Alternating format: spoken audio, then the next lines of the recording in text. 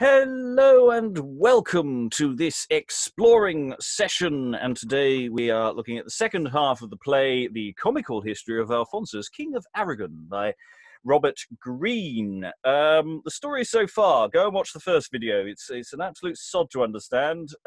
It's actually quite simple. Alphonsus is sort of on a mission to go out and conquer some places, recapture, get what he considers his right. He's made some enemies along the way, one of which is hiding in Turkey. And we're going to pick up the play in Turkey with Amurack having just been enchanted by his wife to reveal his secret plans to marry their daughter off to Alphonsus, the title character. In fact, we're going to be joining or rejoining the action effectively midway through a unit of action that we started last time. We're starting Act 3, Scene 3 today. But that's very much following on from this enchanting scene that happens with Medea and Fausta. And that action is effectively going to be continuing. So for those new to the room, you will be very bamboozled with what's going on. But that's fine, because being bamboozled is fun. So to introduce you to the fabulous talents that we have on display today, reading the part of Medea and Alphonsus, the titular character, is Gloria. Introduce yourself. Hello, I'm Gloria. I'm an actor and I'm in London. Reading the part of Fausta, the part he was born to play, is David Findlay, a man for all seasonings, North Lancashire. Reading the part of Iphigena and Milan is... Hello, I'm Sarah. I'm an actor, writer and director based in Germany. And reading the part of Venus and Amurack is... Hi, I'm Liz Hill and I'm in North Devon. Reading the part of First Priest and Messenger is... Hello, I'm Helen Good and I'm a historian in Yorkshire. Reading the part of Second Priest and Laelius is... Hello, I'm Pamela. I'm an actor based in London. Reading the part of Belinus is... Hi, I'm Tamara. I'm usually an actor based in London, currently an actor in my mum's storage room in Germany. Reading the part of Mahomet and Faustus is... Hi, I'm Alan Scott, and to be perfectly brazen, I've never made a profit out of acting. And reading the part of Carinus is... Hi, I'm William Sutton. I'm an actor based in Amsterdam. Reading the parts of Claramont and Crocon is... I'm Victoria and I'm an actor based in London. And finally, reading the part of Fabius is... Hi, I'm Claire. I'm an actor also based in London. And I'm your host, Robert Crighton. I will be reading the stage directions and any part that I've accidentally forgotten to actually hand out to anybody out in the room. So, as I say, we've just reached the point in the play where Medea has enchanted Amurack, the king of Turkey, and his essentially the instigation, though it's not actually quite clear that it is by her instigation, of the king's wife, Fausta. And present in the room is also their daughter, Iphigena. So we now move on to another scene, Act 3, Scene 3, which is essentially the action continues, though there is the indication of some sort of a break. Precisely how these units of action break up, I do not know. So we enter the scene with Fausta and Iphigena discovered. Enter Medea meeting them. Fausta, what means this sudden flight of yours? Why do you leave your husband's princely court and all alone pass through these thickest groves, more fit to harbour brutish, savage beasts than to receive so high a queen as you? Although your credit would not stay your steps from bending them into these darkish dens, yet should the danger, which is imminent to everyone who passeth by these paths, keep you at home with fair Iphigena.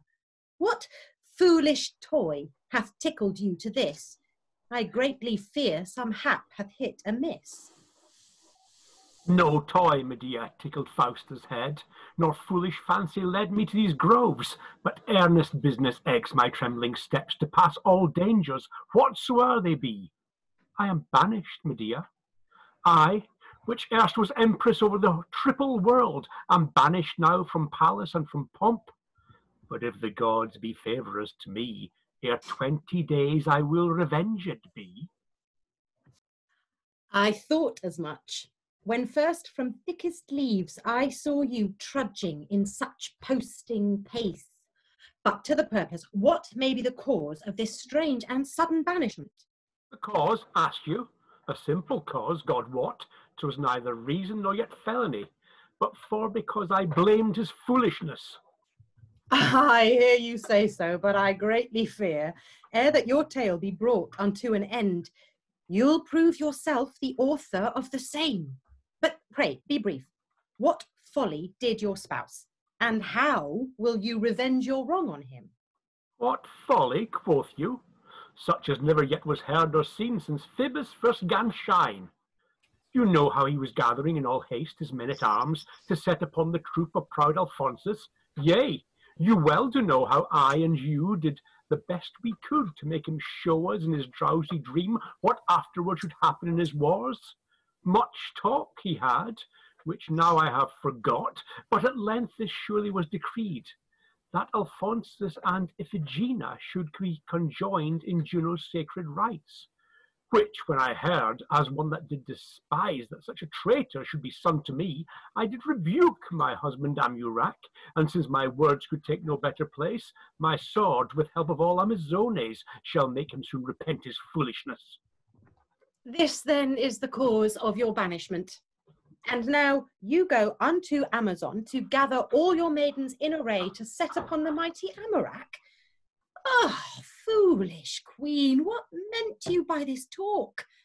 Those prattling speeches have undone you all. Do you disdain to have that mighty prince, I mean Alphonsus, counted for your son? I tell you, Fausta, he is born to be the ruler of a mighty monarchy. I must confess, the powers of Amurack be great. His confines stretch both far and near. Yet are they not the third part of the lands which shall be ruled by Alphonsus' hands? And yet you deign to call him son-in-law. But when you see his sharp and cutting sword piercing the heart of this, your gallant girl, you'll curse the hour wherein you did deny to join Alphonsus with Iphigena. The gods forbid that e'er it happen so. Nay, never pray, for it must happen so. And is there then no remedy for it? No, none but one, and that you have forsworn. As though an oath can bridle so my mind, as that I dare not break 1,000 oaths for to eschew the dangers imminent. Oh, speak, good Medea, tell me that way to me, and I will do it, whatsoever it be. Then, as already you have well decreed, pack to your country, and in readiness select the army of Amazons. When you have done, march with your female troop to Naples town to succour Amurack, and so, by marriage of Iphigena, you'll soon drive the danger clean away.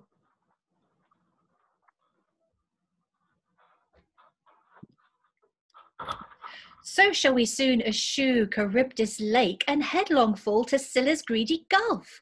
I vowed before, and now do vow again, before I wed Alphonsus, I'll be slain. In vain it is to strive against the stream. Fates must be followed, and the gods' decree must needs take place in every kind of cause. Therefore, fair maid, bridle these brutish thoughts, and learn to follow what the fates assign. When Sutton heard that Jupiter his son should drive him headlong from his heavenly seat down to the bottom of the dark haven, he did command his mother presently to do to death the young and guiltless child. But what of that? The mother loathed in heart for to commit so vile a massacre. Yea, Jove did live, and as the fates did say, from heavenly seat drove Saturn clean away, which did avail the castle of all steel, to which Acrisius caused to be made to keep his daughter Danae clogged in. She was with child for all her castle's force, and by that child Acrisius, her sire, was after slain. So did the fates require. 1,000 examples I could bring hereof, but marble stones need no colouring. and that which every one doth know for truth needs no examples to confirm the same. That which the fates appoint must happen so, though heavenly Jove and all the gods say no. Iphigena, she saith naught but truth.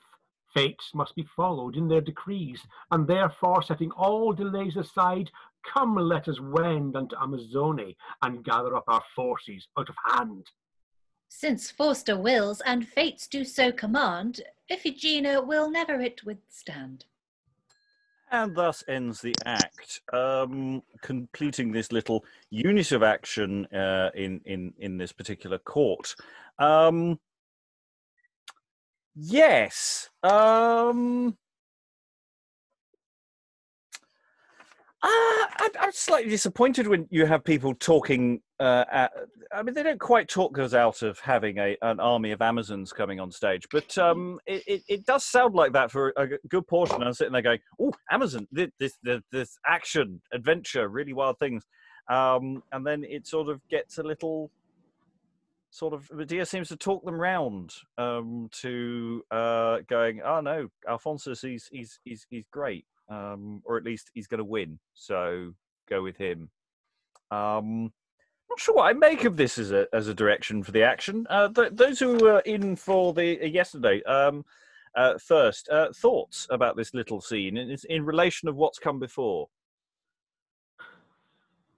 I must say, I was surprised that Medea took such a shine to Alphonsus. I don't think anyone's met him, by the way, in this scene. No. That's why.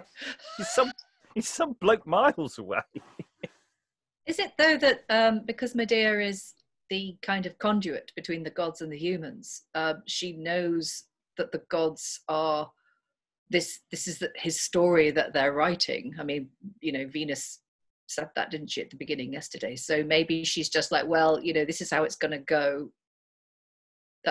You might as well just join on for the ride, you know. There is that line in the scene, the fates decree it so. So it's going to happen anyway. And in our case, it's not the fates decreed it, it was actually the Muses, but the fact is, it seems to be everything's going to happen in such a way. But it makes me wonder, why did we bother with the whole Fausta Amurack scene? Because this seems to just say, well, I don't matter.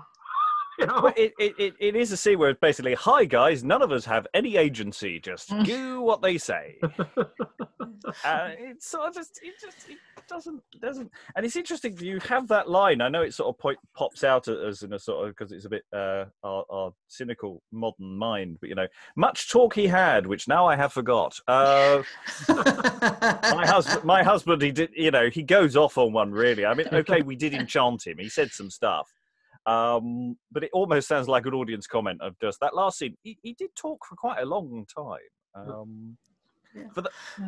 Helen. If we haven't seen Alphonsus, then Iphigena has to be explained somehow. Before I wed Alphonsus, I'll be slain. I mean, unless she's a stroppy teenager,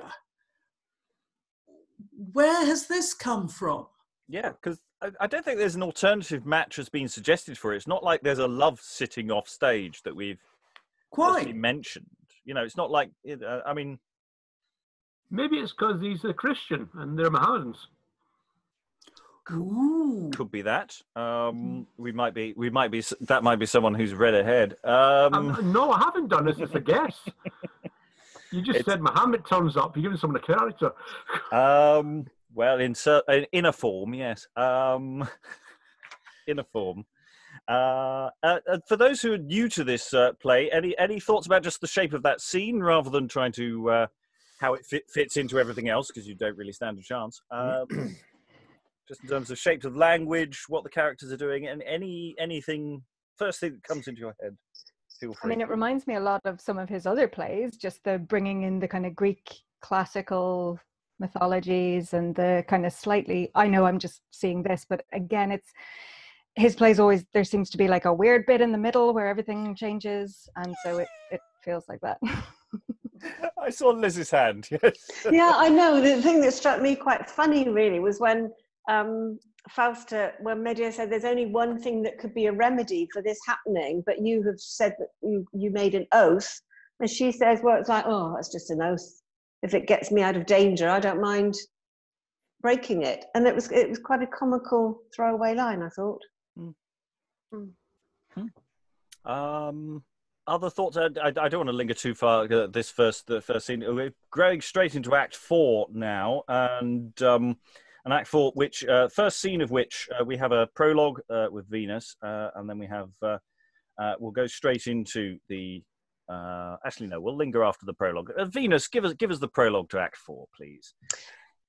Thus have you seen how Amurack himself, Fausta his wife, and every other king which hold their sceptres at the Turk his hands, are now in arms, intending to destroy and bring to naught the Prince of Aragon. Charms have been used by wise Medea's art to know before what afterward shall hap. And King Belinus with high Claramont joined to our Castus, which with princely pomp doth rule and govern all the warlike Moors, are sent as legates to God Mahomet, to know his counsel in these high affairs. Mahound, provoked by Amurack's discourse, which, as you heard, he in his dream did use, denies to play the prophet any more. But by the long entreaty of his priests, he prophesies in such a crafty sort as that the hearers needs must laugh for sport. Yet poor Belinus with his fellow kings did give such credence to that forged tale as that they lost their dearest lives thereby, and Amurack became a prisoner unto Alphonsus, as straight shall appear. Okay, that's a really interesting prologue, because it sort of tries to wind up what you have just seen, and I'm sort of reading what Venus says going, is that quite what happened?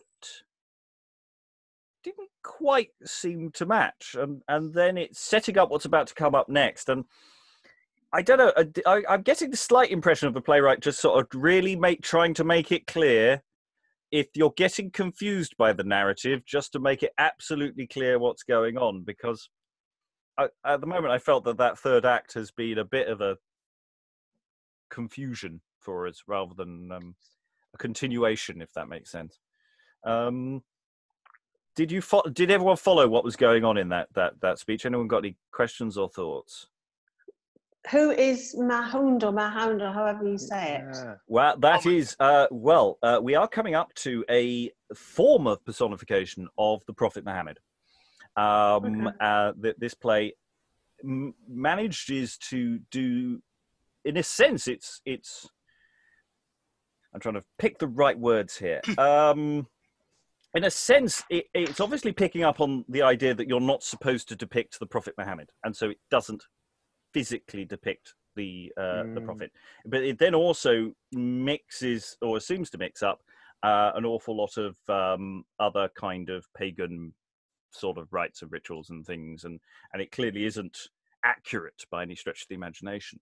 So it's we're about to enter, shall we say, a problematic scene, but it is rendered at least performable by being deliberately non-visual, if that makes sense. David? This start of that speech makes sense of the last scene, because we had Fausta about to attack the king, Amurack. But of course, to make Alphonsus more heroic, she has to ally with Amurack, so all the armies are against him. So that's probably why we just had that scene with Medea, and we didn't have a rebellion scene. Because it's got to look like he's fighting against the odds. But he's sort of still not. It seems very odd dramaturgy, but it's partly dependent on what's about to happen, I think, because we're not seeing Alphonsus for a little while yet. He's taking a good long rest, isn't he, Alphonsus? Yeah, he probably did a lot of sword fighting in the first half. There was a lot of fighting. Yeah, he's tired. I mean, it's kind of like the players shifted in tone a little bit, because in the beginning it just moved along. It was straight into the action. Thing happened after thing happened after thing happened, and now we had this third act where everybody just stands around and tells us stuff, at great length, sort of along that Senecan lines, you know, kind of dull. And now we're sort of into the fourth act with this prologue, which is saying like, you remember that bit? That just happened. Now we're going on. Yeah, and No. it's explaining in advance what's going to happen in the next scene, in case you Right. don't quite understand what's going to happen in the next scene, because maybe we didn't write the next scene very well. I don't know if we've got there yet, and Right. I'm being cynical, but the promise of the first third is not being realised, I feel. Yes. But I could be being unfair, because the last few scenes have visual appeal, I think, that we're not getting as a reading.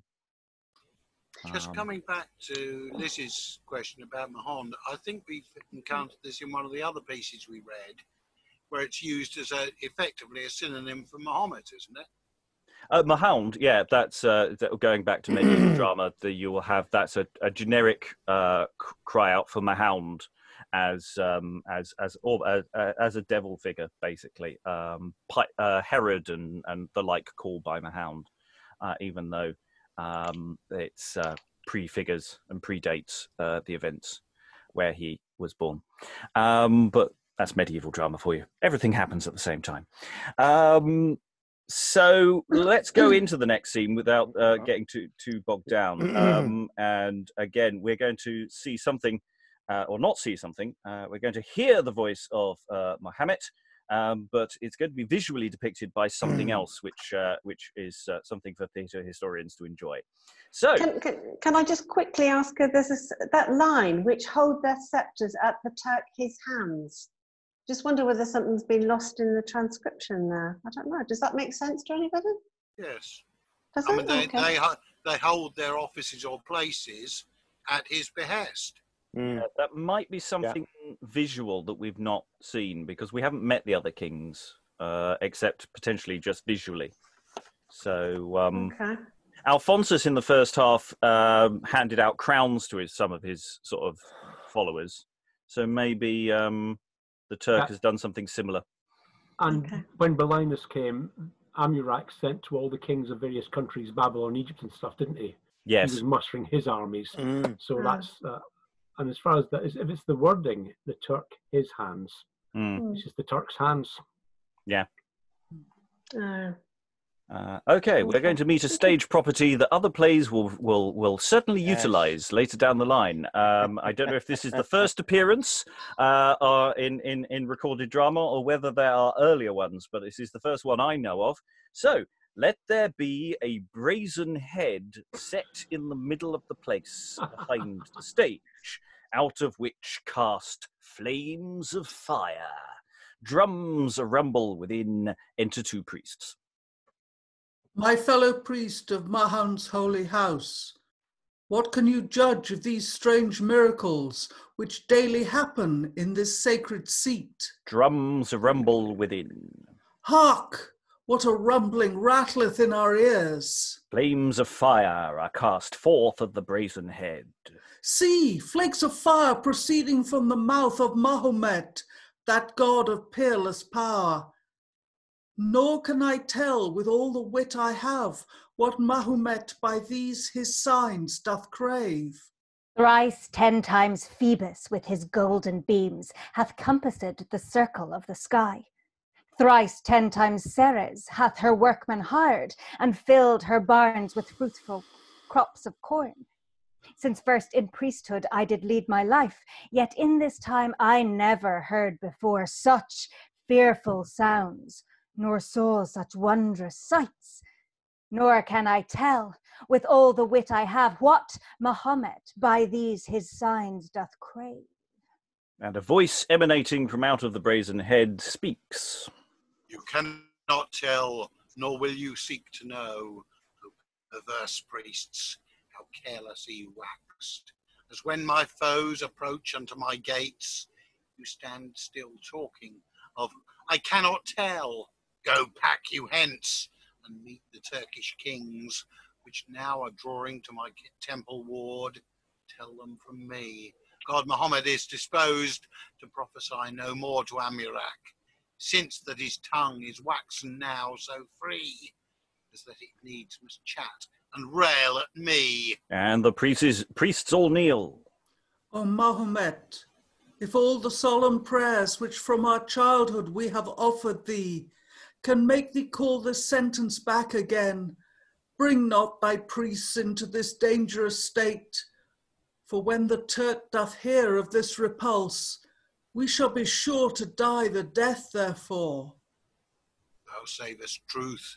Go and call the princes in.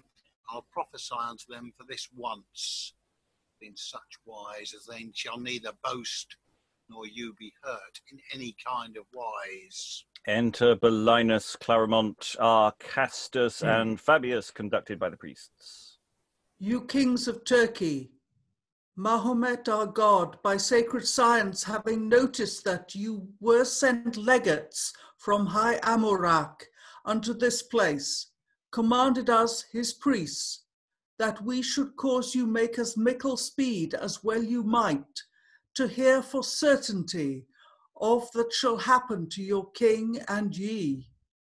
For that intent we came into this place, and sithens that the mighty Mahomet is now at leisure for to tell the same, let us make haste and take time while we may, for mickle danger happeneth through delay.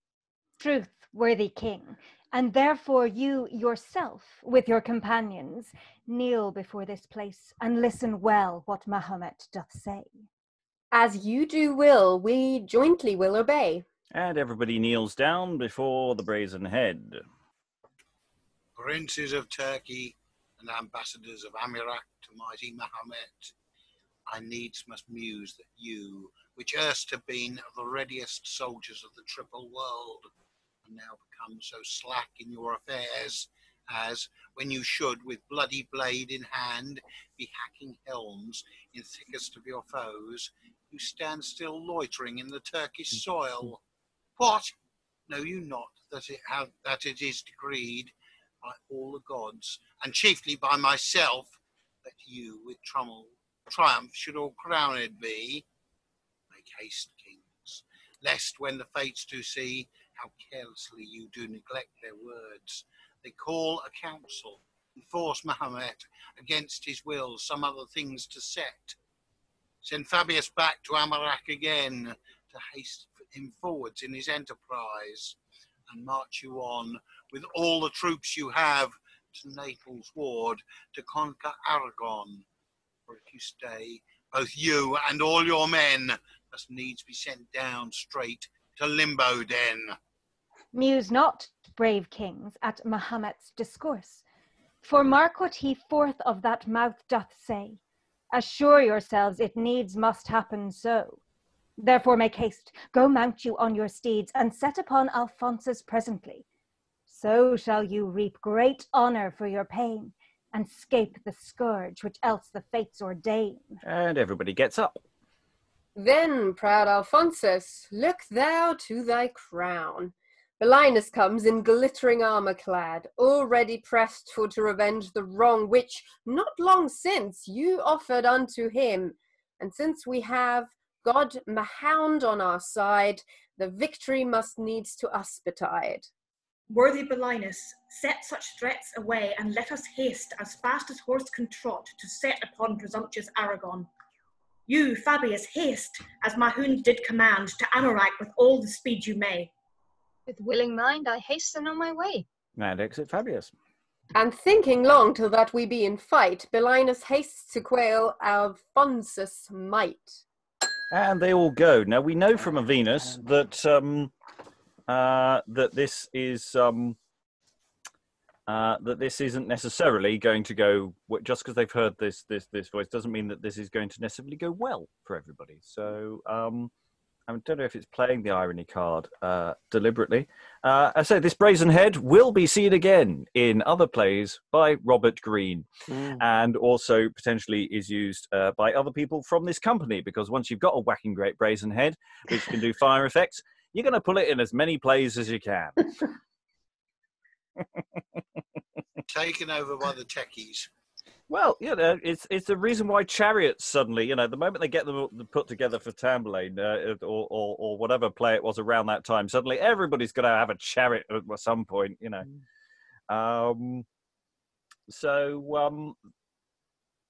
The Vincent Crummles Company had a pump. They did. It's something that it doesn't change. The moment you get new moving lights in a theatre, every show's got to have moving lights doing all the pops and whistles. It doesn't change.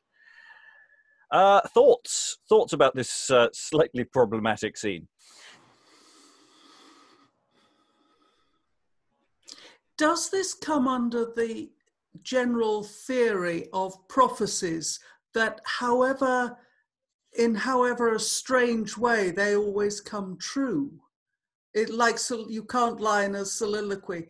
Prophecies always come true, even though it may be in a sense that no one expects. Yeah. Is that going to be one of these prophecies? I think the Venus prologue explicitly states that, actually. I think that's... Belinus did give such credence to that forged tale, and so they lost their dearest lives thereby. So we know that this prophecy gives them confidence that is fake. So it's a fake prophecy? Yeah, I think that he's just messing with them. Okay. He didn't want to be woken up. He's quite annoyed the priests have called on him, which is why if ever one stages this in the modern context, I suggest finding an alternative god would be a very good idea. I was going to say, couldn't you just replace it with a made-up, ideally, so you don't insult anybody? We got plenty of classical gods we could use. The Oracle of Delphi, who was famous for being cryptic.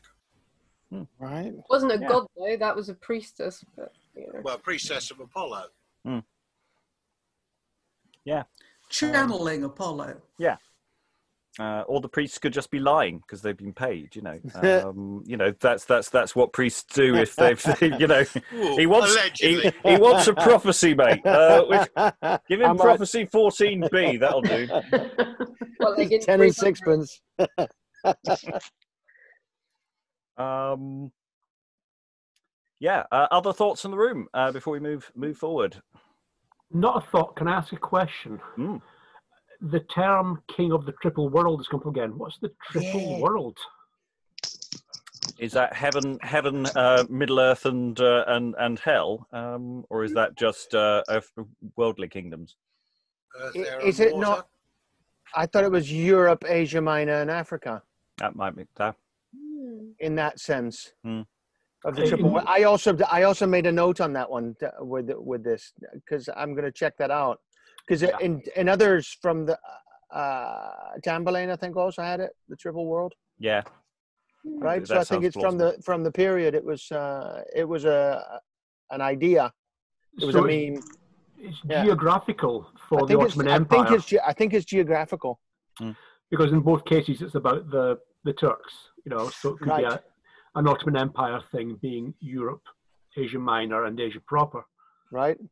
And there was also with the Mahometan thing, there was the splits obviously between the Sunnis and the, what is it? Shia. Right. So that was known also there as well, with Persia being Sunni, I believe, and the rest being Shia, or the other way around. I think it's a bit more complicated than that. Yeah, but from the viewpoint of Robert Greene, the people inside. From the viewpoint of those that weren't Mahometans, is what I'm saying. Yes, there's an exotic. I mean, the whole play is guilty of a lot of exoticization of peoples far, far away. So there's lots of, shall we say, problematic elements to this play. Yeah, I quickly gave it a Google. It's something to do with Hindu culture rather than anything else. Oh, wow. Oh, right. So it's he's mixing his religions up. Yeah. Well, for goodness sake, he thinks that Cuba is somewhere in Africa, so... Yeah. And Mexico, yeah. Yeah.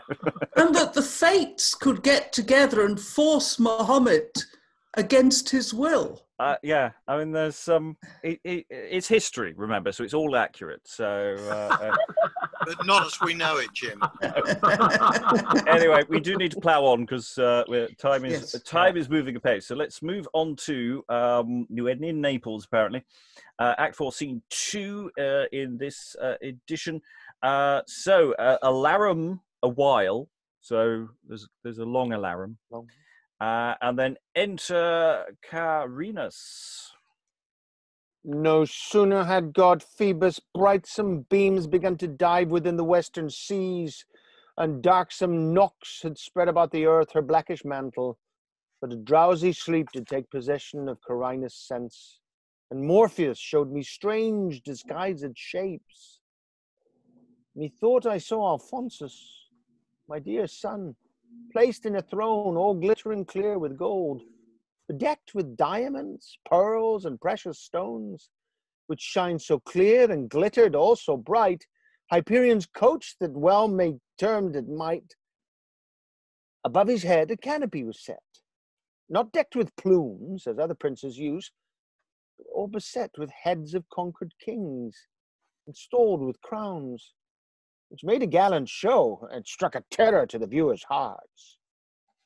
Under his feet lay grovelling on the ground thousands of princes, which he in his wars by martial might did conquer and bring low. Some lay as dead as either stock or stone, some other tumbled, wounded to the death. But most of them, as to their sovereign king, did offer duly homage to him.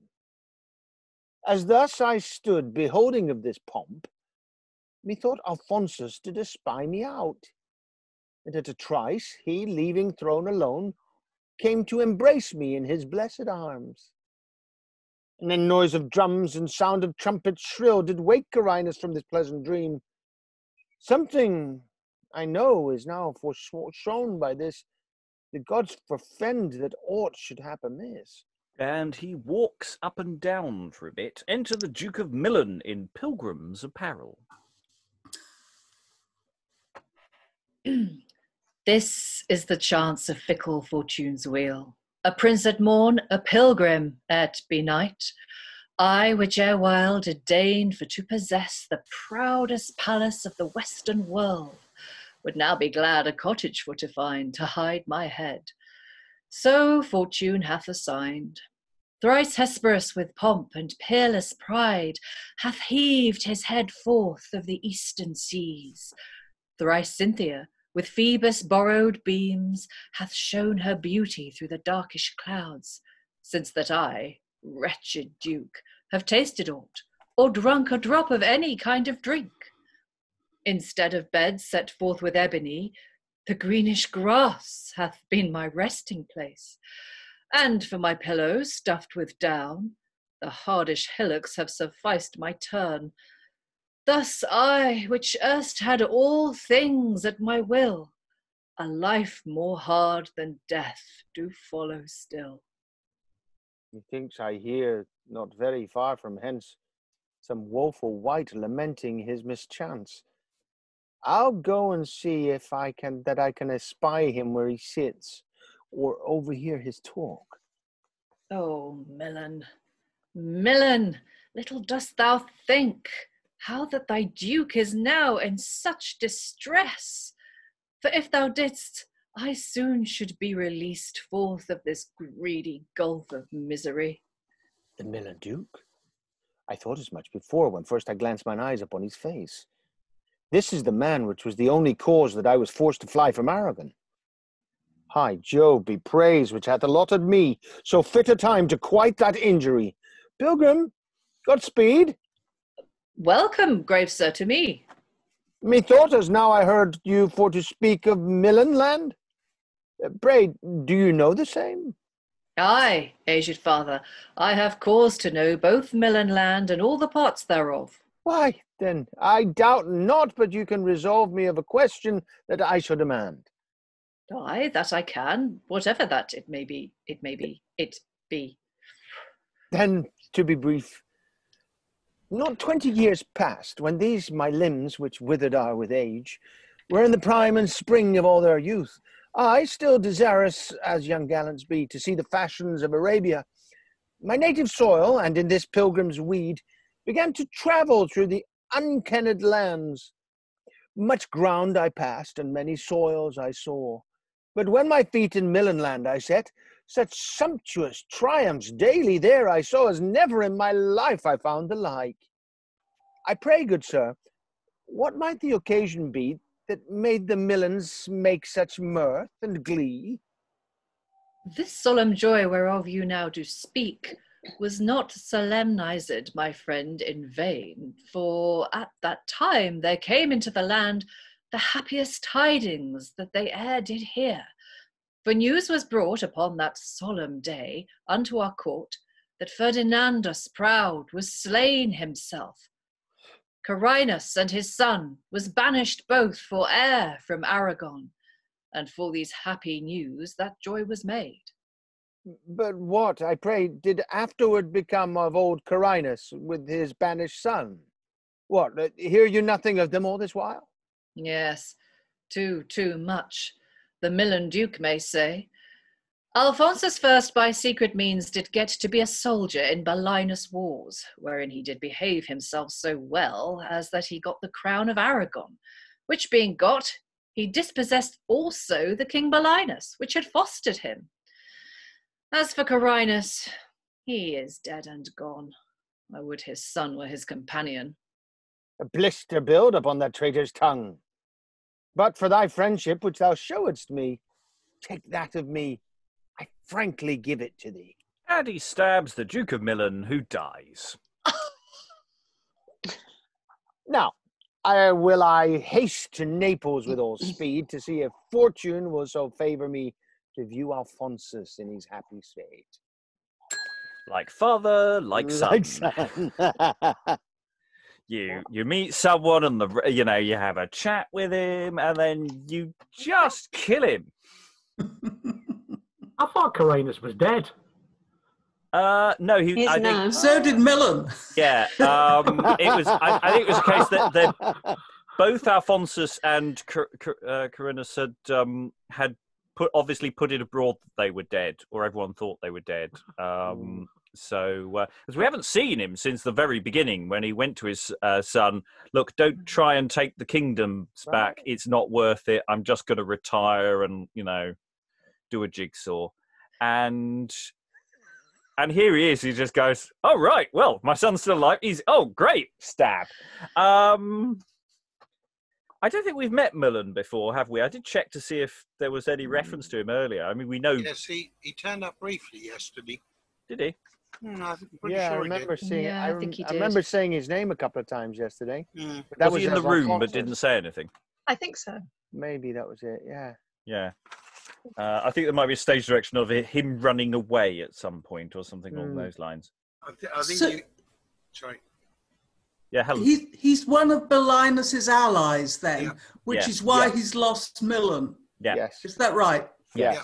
I was just wondering whether it had been visually depicted, but I it definitely think hadn't we had dialogue. I think we see someone chasing him. Yeah, there's that chasey scene, the Benny Hill battle scene that we had earlier. Post Naples, right? Yeah. Yeah. I mean, it's like we're suddenly reintroduced to the A plot. It's like we've gotten this aside with the B plot for ages, and then oh yeah, I remember him. Oh, it's been ages since I saw him last. Other thoughts? Wave at me or make noises about the scene before we move forward. It's very similar to his dad. There doesn't seem to be a particularly good motivation for it beyond, he's sort of his enemy. Well, I think the thing is that Milan was gloating, or had been gloating in the past, and now the tables are turned. He's got his comeuppance. It's been a long while in the past, though, hasn't it? I mean, well, so 20 I years. Yeah. So Revenge is a dish best eaten cold. Well, yeah, he holds a grudge, doesn't he? Yep. Yeah, again, like father, like son. Yeah. I'd just like to say that opening speech of Carinus there has some similarities to somebody on board a ship somewhere.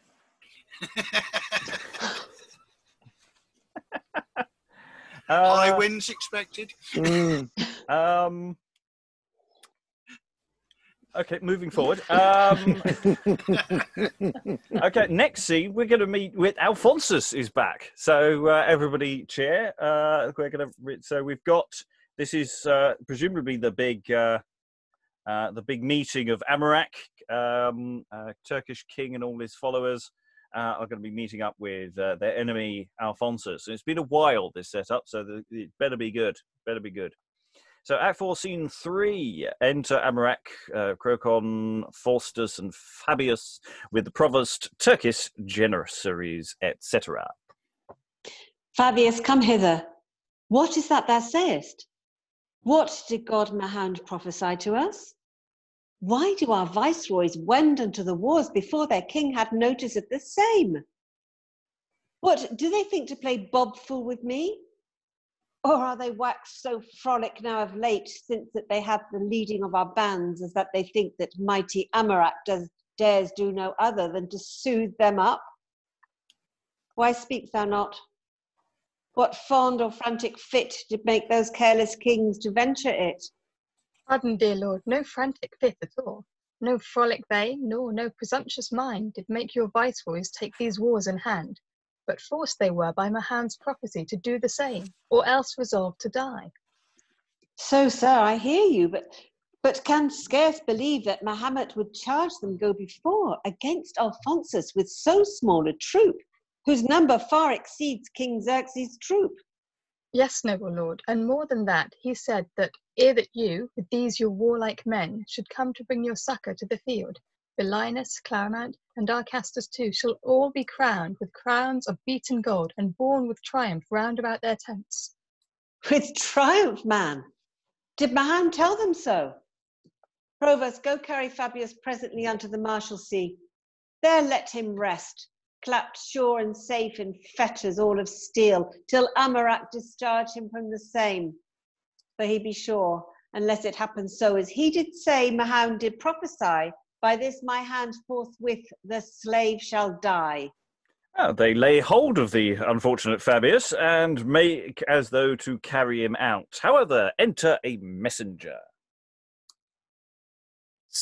That means, yes, stay, provost. Stay, let Fabius alone. More fitteth now that every lusty lad be buckling on his helmet than to stand in carrying soldiers to the Marshalsea. Why, what art thou that darest once presume for to gainsay that Amurack did bid? I am, my lord, the wretchedest man alive, born under the planet of mishap, erstwhile a soldier of Belinus' band, but now... What now? The mirror of mishap, whose captain slain and all his army dead, only excepted me, unhappy wretch. What news is this? And is Belinus slain? Is this the crown which Mahomet did say he should with triumph wear upon his head? Is this the honour which that cursed god did prophesy should happen to them all? O Daedalus, and wert thou now alive to fasten wings upon high Amurack, Mahomet should know, and that for certainty, that Turkish kings can brook no injury. Tush, tush, my lord. I wonder what you mean thus to exclaim against high Mahomet. I'll lay my life that ere this day be past, you shall perceive his tidings all be waste. We shall perceive, accursed Fabius. Suffice it not that thou hast been the man that first did beat those baubles in my brain, but that to help me forward in my grief, thou seekest to confirm so foul a lie. Go, get thee hence, and tell thy treacherous king what gift you had, which did such tidings bring. And stabs Fabius, who dies. And now, my lords, since nothing else will serve, buckle your helms, clap on your steeled coats, mount on your steeds, take lances in your hands, for Amurack doth mean this very day proud Mahomet with weapons to assay. Mercy, high monarch, it is no time now to spend the day in such vain threatenings against our God, the mighty Mahomet. More fitteth thee to place thy men-at-arms in battle ray for to withstand your foes, which now are drawing towards you with speed. Drums sound within. Hark! how their drums with dub-a-dub do come. To arms, high lord, and set these trifles by, that you may set upon them valiantly. And do they come? You kings of Turkey land, now is the time in which your warlike arms must raise your names above the starry skies. Call to your mind your predecessors' acts, whose martial might this many 100 year did keep those fearful dogs in dread and awe, and let your weapons show Alphonsus plain, that though that they be clapped up in clay, yet there be branches sprung up from those trees in Turkish land, which brook no injuries. Besides the same, remember with yourselves what foes we have, not mighty Tamburlaine, nor soldiers trained up amongst the wars, but fearful boors picked from their rural flock, which till this time were wholly ignorant what weapons meant, or bloody Mars doth crave. More would I say, but horses that be free do need no spurs, and soldiers which themselves long and desire to buckle with the foe do need no words to egg them to the same. Just going to pause mid-scene there, very briefly. Lots of thoughts here. Hark how their drums with rub-a-dub do come. Awesome. Fabulous line. Belinus is dead. Yeah. Just like that. Just like that. You know, he wasn't a major character at all. He had no stage time earlier. What does Amurack immediately go? Poor Fabius. He's just relaying the message. And go get thee hence, stab. What? Yeah. That's a bit contradictory, isn't it? Oh, I think it's a deliberate thing. So he thinks he's safe. So go do thump. You know, he's distracting him. And then it's not let's go and fight the enemy. Let's go and take out that big talking head. The messenger's going, "Hi guys, there's an army over there. Would you like to fight that?" But also the Marshalsea. I know. Oh, Yes! The Marshalsea, for heaven's sake. What was that doing there? Well, they moved it brick by brick. Obviously, it's intended as a generic prison. Mm. I guess, yeah. But I mean, why? It's got all the things thrown in. It's like it doesn't matter where anything lives or where it comes from or what the reference. It's just all in there, except Tamburlaine. He's somewhere else. No, he isn't. He's here. I saw him. He's behind you. Not mighty Tamburlaine. Any other thoughts before we finish this scene off? I do need to crack the pace a little, but throw anything in. Fascinating stuff. I'm still enjoying it. It's just like characters just die randomly. I'm interested in these soldiers. Hmm? I'm interested in these soldiers, nor soldiers trained up among the wars, but fearful boors picked from their rural flock. Which till this time were wholly ignorant what weapons meant. I mean, very like the English army that was current at that time being sent to Ireland. Mm. Mm. You know, I'm not entirely sure whether he's saying he's got that sort of army or he hasn't, because I don't understand a word of this, but nevertheless. I think it's because Amurack's just saying Alphonsus' army is rubbish. I mean, that's what he's saying. I think it's basically saying they're not Tamburlaines. They're just they are shepherds. Ah, yeah. They're sheep. I think. Okay, let's finish the scene, because enter Alphonsus. Long not see an hour's passed since we last saw Alphonsus. Enter Alphonsus with a canopy carried over him by 3 lords, having over each corner a king's head crowned. With him Albinus, Laelius, and Miles with crowns on their heads and their soldiers. Besides the same, behold, whereas our foes are marching towards us most speedily. Courage, my lords, ours is the victory. Thou pagan, Dog, how darest thou be so bold to set thy foot within Alphonsus' land? What, art thou come to view thy wretched kings, whose traitorous heads bedeck my tent so well?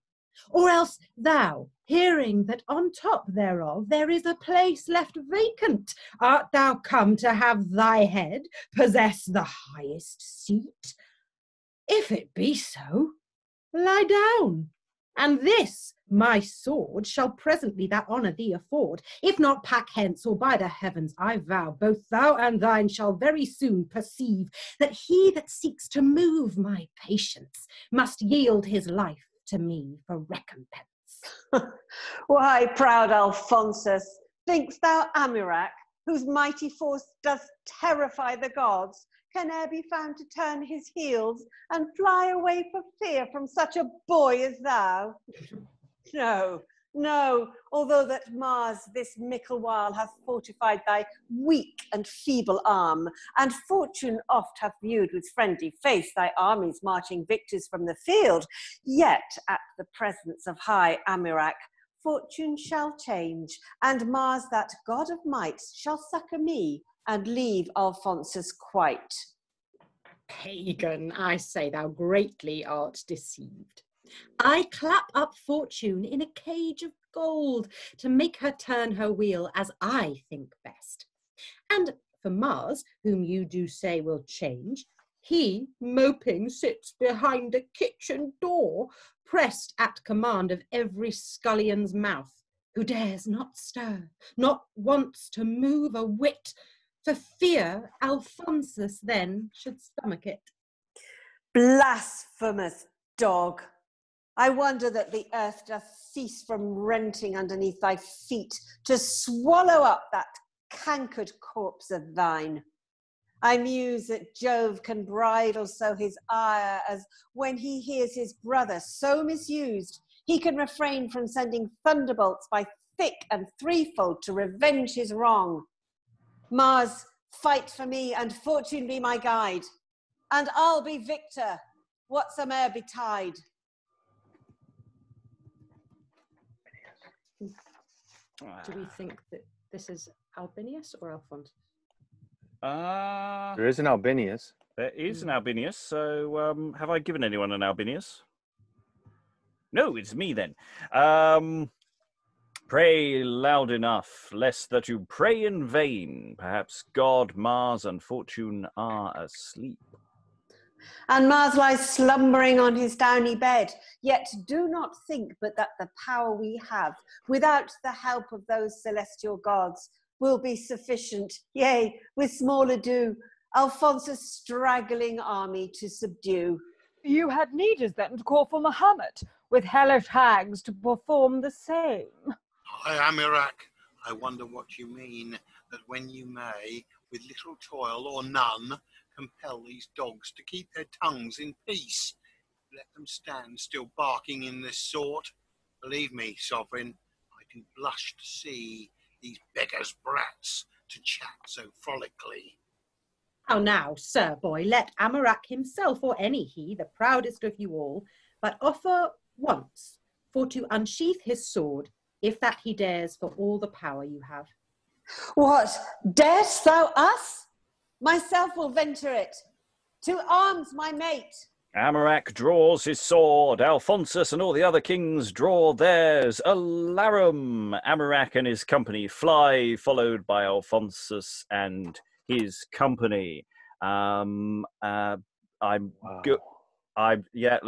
just very briefly come and have a go if you think you're hard enough scene there.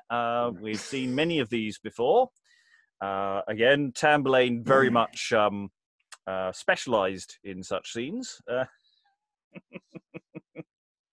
And yes, I think the Albinius is Albinius. I think it's clearly the other lower down figures are all stepping in and throwing insults as well.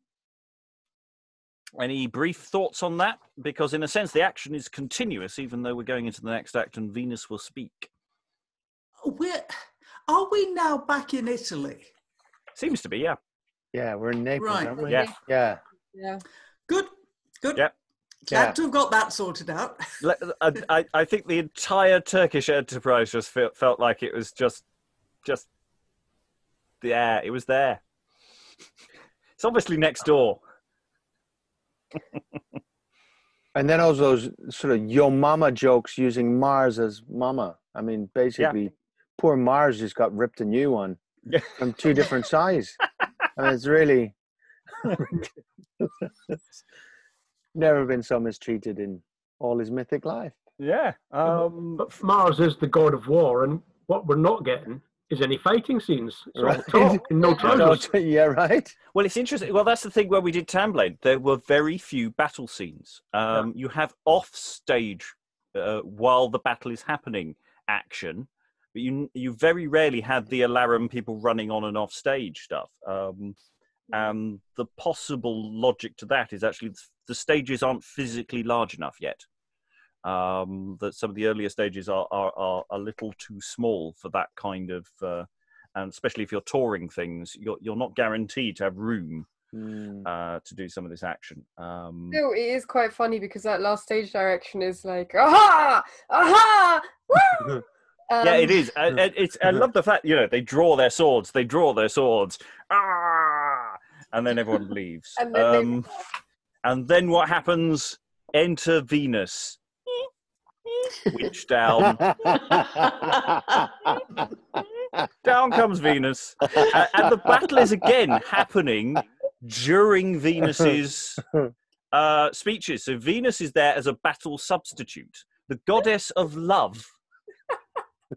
Oh, yeah, but she was very fond of Mars. Yeah. Yeah. And she also had a big part to play in the Battle of Troy, so, well, she likes stirring it up, doesn't she? She likes stirring it up. She's a stirrer. So winching down while the battle rages seems to be what's going on there. So go Venus. Fierce is the fight, and bloody is the broil. No sooner had the roaring cannon shot spit forth the venom of their fired paunch, and with their pellets sent such troops of souls down to the bottom of the dark Avern, as that it covered all the Stygian fields. But on a sudden, all the men-at-arms, which mounted were on lusty coursers' backs, did rush together with so great a noise, as that I thought the giants one time more did scale the heavens, as erst they did before. Long time Dame Fortune tempered so her wheel, as that there was no vantage to be seen on any side, but equal was the gain. But at the length, so God and fates decreed, Alphonsus was the victor of the field, and Amurack became his prisoner, who so remained until his daughter came, and by her marrying did his pardon frame. So if anyone's in any doubt or worry about any tension that you might have about what's coming up next, relax, it's all fine. We'll run straight into the next scene. Alarum. Amurack flies, followed by Alphonsus, who takes him prisoner. So we're pretty much just where we left off. Carries him in. Alarum as Crocon and Faustus are flying. Enter Fausta and Iphigena with their army meeting them. You Turkish kings, what sudden flight is this?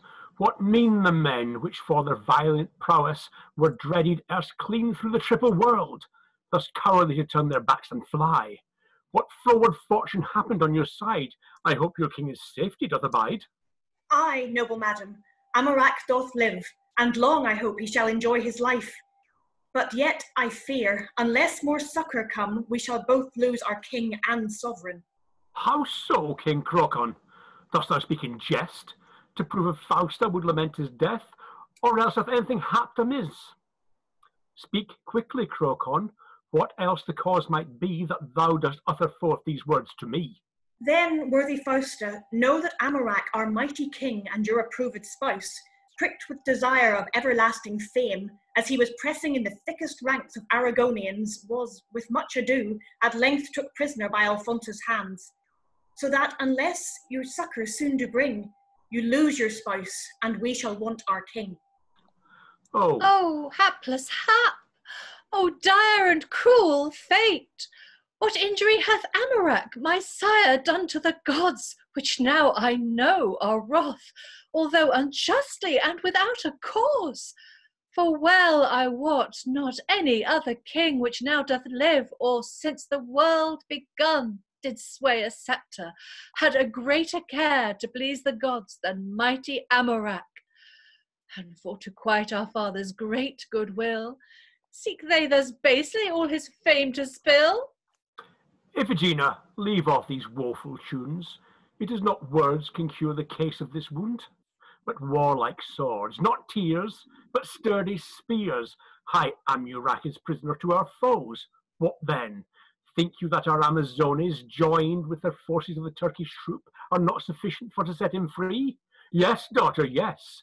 I mean not for to sleep until he is free, or we him company keep.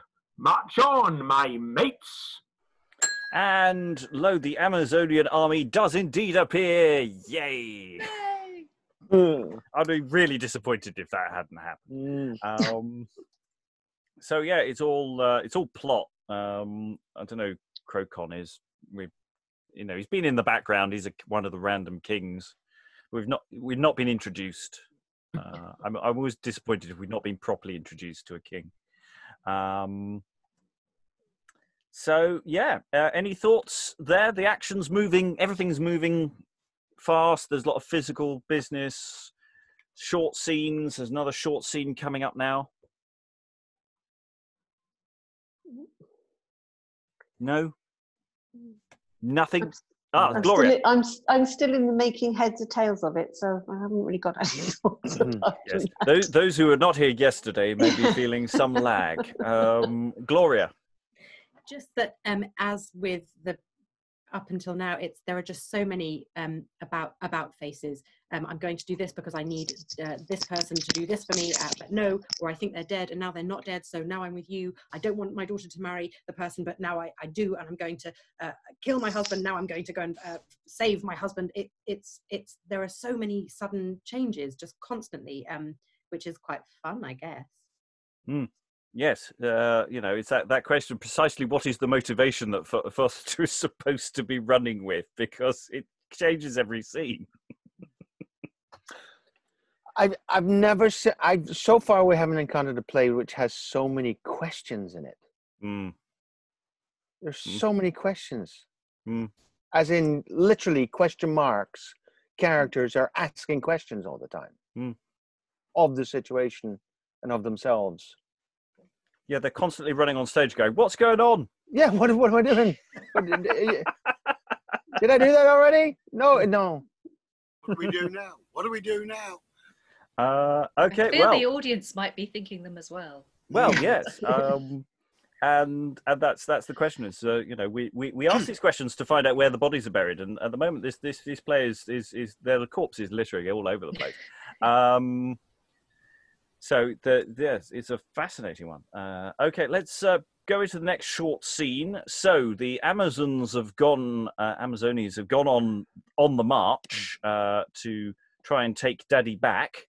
And so the Act 5, Scene 2, Alarum, enter Alphonsus in flight, followed by Iphigena. How now, Alphonsus? You which never yet could meet your equal in the feats of arms, how haps it now that in such sudden sort you fly the presence of a silly maid? What? Have you found mine arm of such a force, as that you think your body over weak for to withstand the fury of my blows? Or did you else disdain to fight with me for staining of your high nobility? No, dainty dame, I would not have thee think that ever thou or any other wight shall live to see Alphonsus fly the field from any king or kaiser whatsoever. First will I die in thickest of my foe, before I will dispace mine honour so. Nor do I scorn thou, goddess, for to stain my prowess with thee, although it be a shame for knights to combat with the female sect. But love, sweet mouse, hath so benumbed my wit, that though I would, I must refrain from it. I thought as much.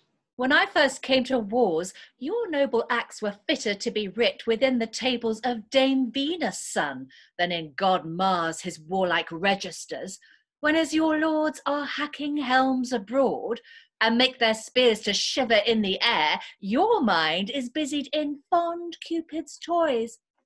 Come on, i'faith, I'll teach for you to know, we came to fight, and not to love, I trow.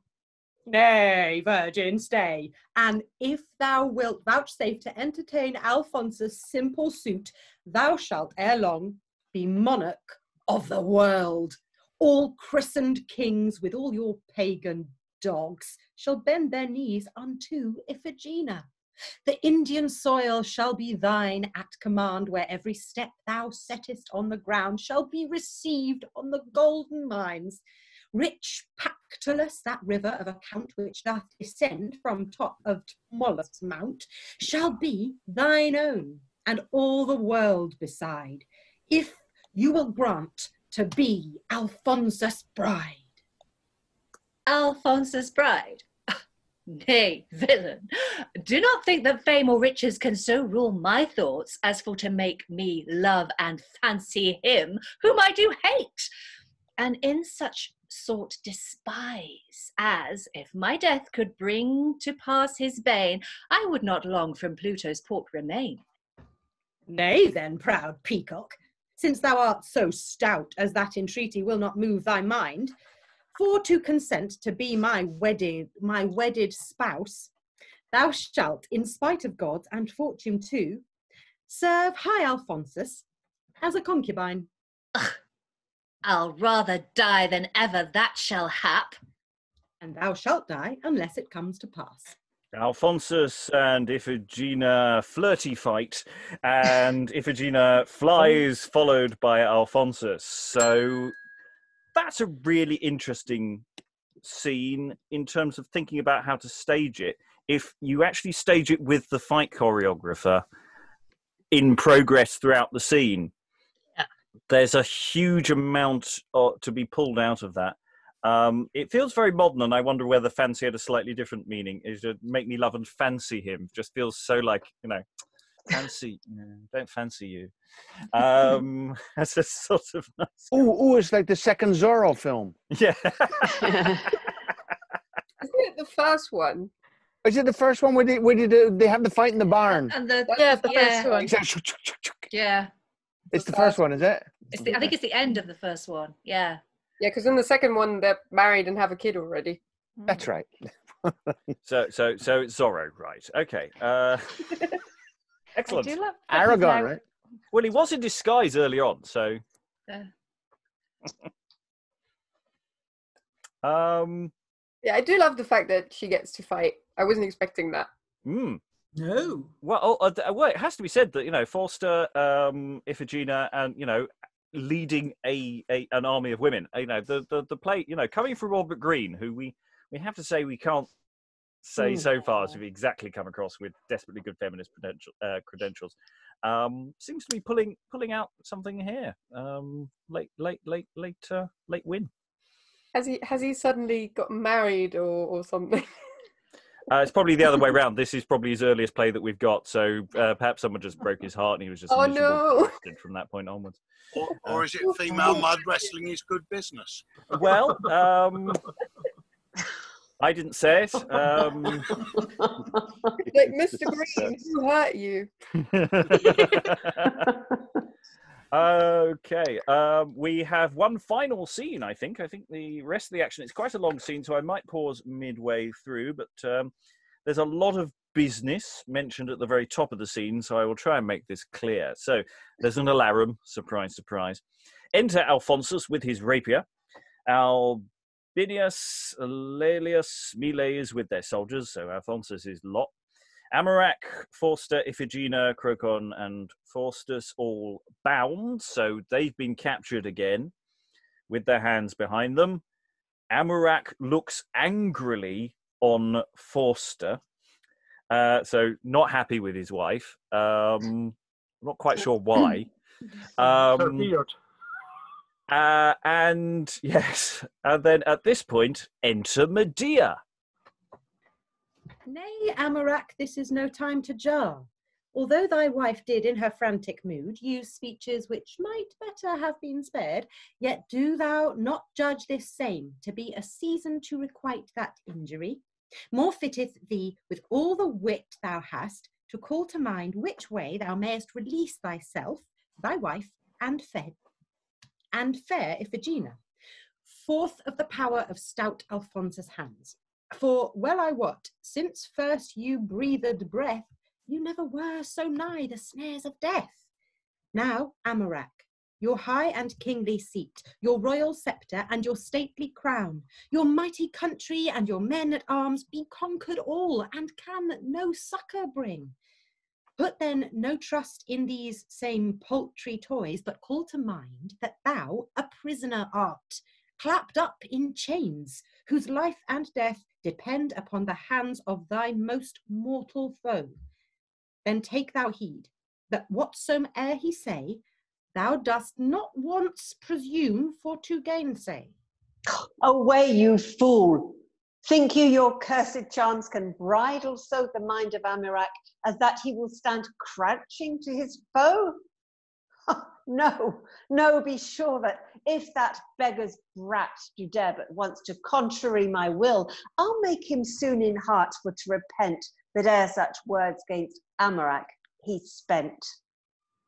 Then, since thou dost disdain my good advice, look to thyself, and if you fare amiss, remember that Medea counsel gave, which might you safe from all those perils save. But, Fausta, you, as well you have begun, beware you follow still your friend's advice, that if Alphonsus do desire of thee to have your daughter for his wedded spouse, beware you do not once the same gainsay, unless he do with death your rashness pay. No, worthy wight, first Fausta means to die before Alphonsus she will contrary. Why then, farewell. But you, Iphigena, beware you do not over squeamish wax, when as your mother giveth her consent. The gods forbid that e'er I should gainsay that which Medea bids me to obey. And exit the fairy godmother. Exit Medea, which is helpful because it's played by the same person playing Alphonsus, who now enters. Alphonsus, who all this while has been talking to Albinus, rises up out of his chair. Now, Amurack, the proud blasphemous dogs, for you so termed us, which did brawl and rail against God Mars and fickle fortune's wheel, have got the goal for all your solemn prayers. Yourself our prisoner, which as then did think that all the forces of the triple world were insufficient to fulfill the same. Ah, how like you this? Is fortune of such might, or hath God Mars such force or power divine, as that he can, with all the power he hath, set thee and thine forth of Alphonsus' hands? I do not think but that your hope so small as that you would with very willing mind yield for my spouse the fair Iphigena, on that condition that without delay Fausta and you may scot-free scape away. What, think'st thou, villain, that high Amurack bears such a mind as for the fear of death he'll yield his daughter, yea, his only joy, into the hands of such a dunghill knight?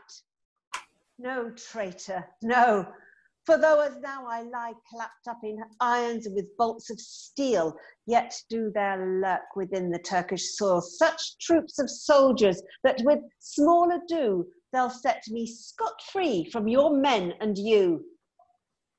Villain, sayest thou, traitor and dunghill knight?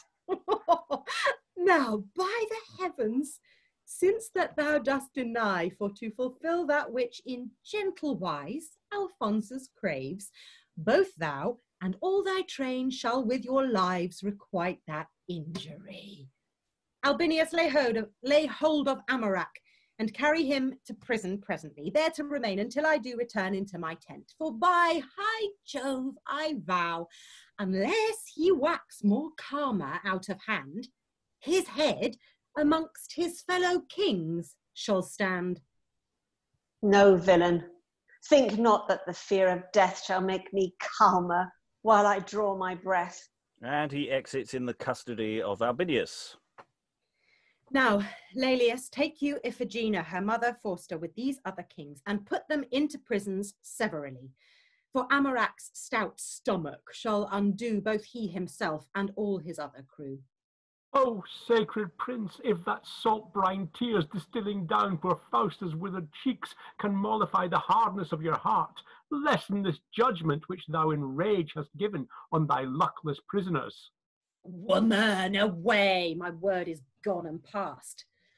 Now, if I would, I cannot call it back. You might have yielded at my first demand, and then you needed not to fear this hand. And Fausta, who had kneeled for her speech, rises. Laelius, make haste, and go thou presently, for to fulfil that I commanded thee. Mighty Alphonsus, since my mother's suit is so rejected that in any case you will not grant us pardon for her sake, I now will try if that my woeful prayers may plead for pity at your grace's feet. When first you did amongst the thickest ranks, all clad in glittering arms, encounter me, you know yourself what love you did protest. You then did bear unto someone say my name? Iphigena. Iphigena. You then did bear unto Iphigena. Then for that love, if any love you had, revoke this sentence, which is too bad. No, damsel. He that will not when he may, when he desires, shall surely purchase nay. If that you had, when first I proffer made, yielded to me, mark, what I promised you, I would have done. But since you did deny, look for denial at Alphonsus' hands. And Iphigena rises, having knelt during her declaration of love, and she stands aside. Alphonsus talks with Albinius. But who enters here? Here enters Carinus in pilgrim's apparel. O friendly fortune, now thou showest thy power in raising up my son from banished state unto the top of thy most mighty wheel. But what be these which at his sacred feet do seem to plead for mercy at his hands? I'll go and sift this matter to the full. And he goes towards Alphonsus and speaks to one of his soldiers. Sir Knight, and may a pilgrim be so bold to put your person to such mickle pain for to inform me what great king is this, and what these be which in such woeful sort do seem to seek for mercy at his hands?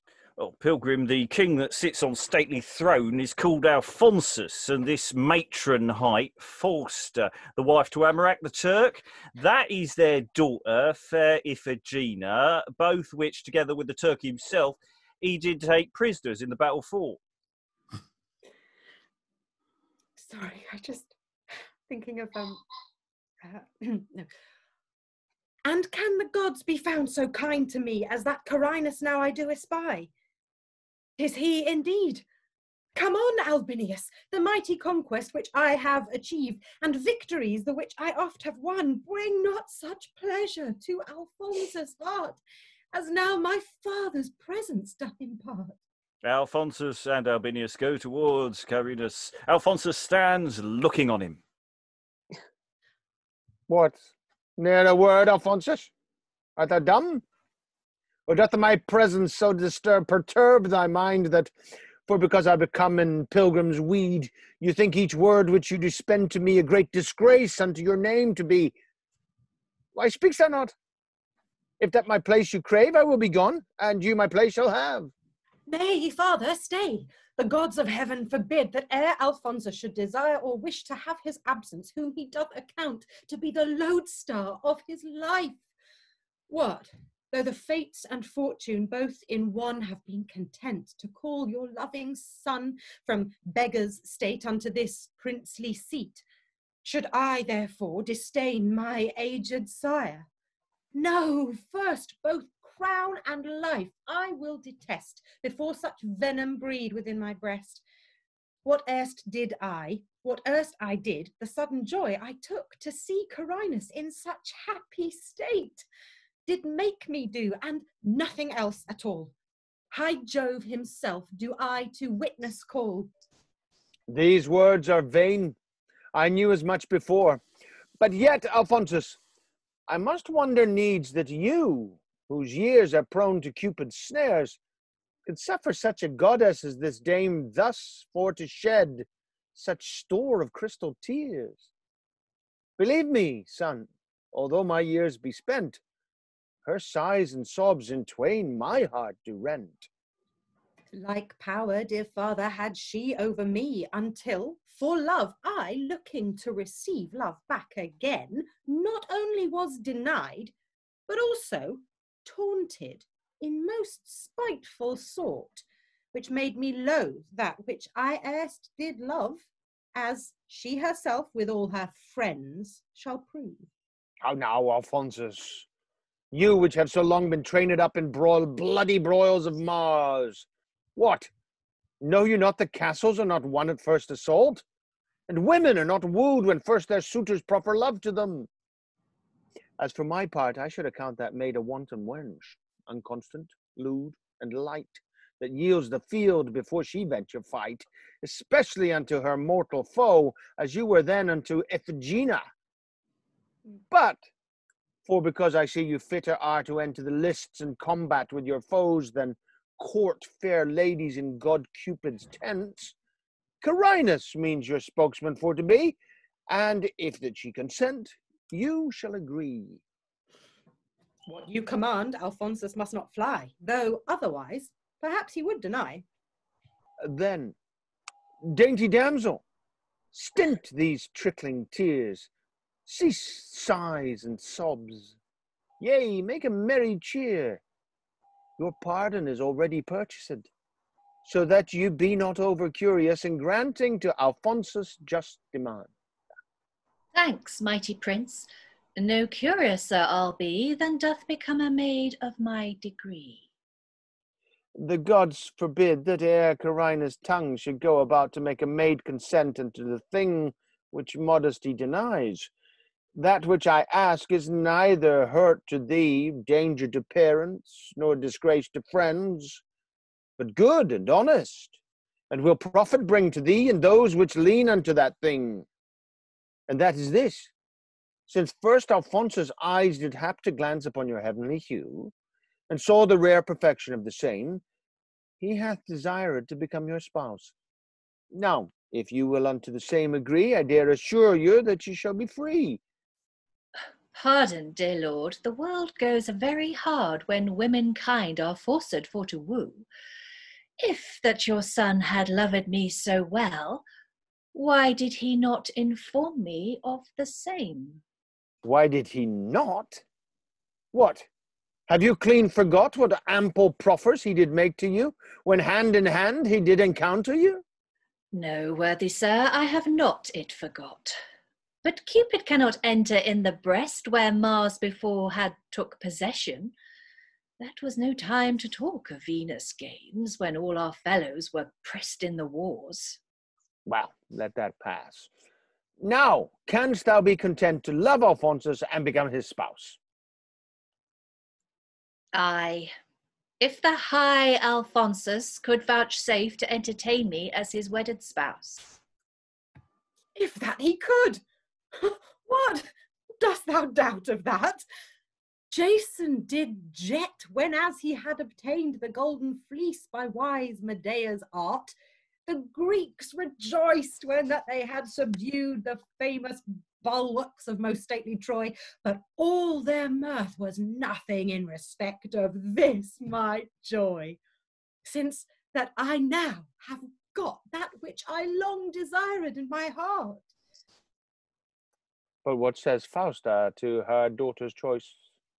Fausta doth say the gods have been her friends, to let her live to see Iphigena bestowed so unto her heart's content. Thanks, mighty Empress, for your gentleness.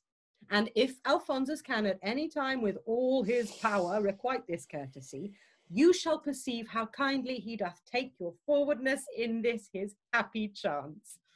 Abinius, go call forth Amurack. We'll see what he doth say unto this match.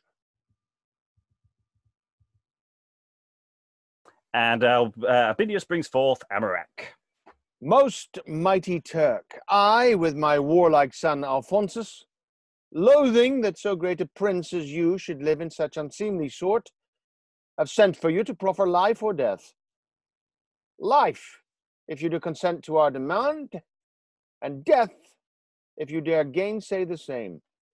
Your wife, high Fausta, with Iphigena, have given consent that this my warlike son should have your daughter for his bedfellow. Now resteth naught but that you do agree, and so to purchase sure tranquillity. Now, Amurack, advise thee what thou sayest. Bethink thee well what answer thou wilt make. Thy life and death dependeth on thy words. If thou deny to be Alphonsus' sire, death is thy share. But if that thou consent, thy life is saved. Consent? Nay, rather die. Should I consent to give Iphigenia into the hands of such a beggar's brat? What? Amurack, thou dost deceive thyself. Alphonsus is the son unto a king. What then? Then worthy of thy daughter's love. She is agreed, and Fausta is content. Then Amurack will not be discontent. He takes Iphigenia by the hand and gives her to Alphonsus. Here, brave Alphonsus, take thou at my hand Iphigenia, I give her unto thee. And for her dowry, when her father dies, thou shalt possess the Turkish empery. Take her, I say, and live King Nestor's years, so with the Turk and all his noble peers. Immortal thanks I give unto your grace. Now, worthy princes, since by help of Jove on either side the wedding is decreed, come, let us wend to Naples speedily for to solemnize it with mirth and glee. As you do will, we jointly do agree. And they exit, and we have the entrance now of, just to close everything off, with Venus and with the Muses. Now, worthy Muses, with unwilling mind, Venus is forced to trudge to heaven again. For Jupiter, that god of peerless power, proclaimed hath a solemn festival in honour of Dame Danae's luckless death. Unto the which, in pain of his displeasure, he hath invited all the immortal gods and goddesses, so that I must be there, unless I will his high displeasure bear. You see, Alphonsus hath, with much ado, at length obtained fair Iphigenia of Amurack her father for his wife, who now are going to the temple wards for to perform Dame Juno's sacred rites, where we will leave them till the feast be done, which in the heavens by this time is begun.